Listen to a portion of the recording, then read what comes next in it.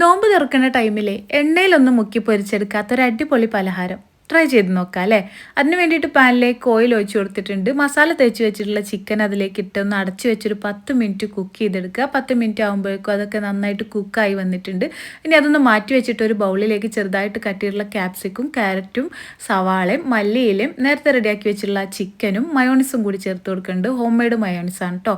എന്നിട്ട് കുരുമുളക് പൊടി കൂടി ചേർത്ത് എല്ലാം കൂടി മിക്സ് ചെയ്ത് മാറ്റി വെക്കുക. പിന്നെ ഒരു ചെറിയ പാക്കറ്റ് ബ്രെഡ് കട്ട് ചെയ്തെടുത്തിട്ടുണ്ട്. 2 മുട്ടയും പാലും ആവശ്യത്തിനുള്ള ഉപ്പും ചേർത്ത് എല്ലാം കൂടി നന്നായിട്ട് ഒന്ന് മിക്സ് ചെയ്യുക. ഇനി ഒരു പാനിൽ ഓയിൽ ബ്രഷ് ചെയ്ത് കൊടുത്തിട്ടുണ്ട്. അതിലേക്ക് ഫസ്റ്റ് ലെയറായിട്ട് ബ്രെഡിൻ്റെ മിക്സ് ഇട്ട് കൊടുക്കുക. പിന്നെ നമ്മൾ നേരത്തെ റെഡിയാക്കി വെച്ചിട്ടുള്ള ഫില്ലിംഗ് ഇട്ട് കൊടുക്കുക. ടോപ്പിലായിട്ട് ബാക്കിയുള്ള ബ്രെഡിൻ്റെ മിക്സ് കൂടി ഇട്ട് കൊടുക്കുക കേട്ടോ.